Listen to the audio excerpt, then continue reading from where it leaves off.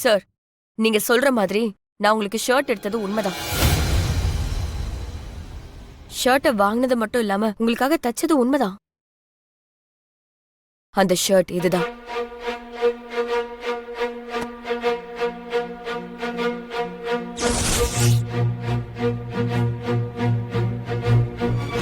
இப்பயாவது நம்புங்க சார்.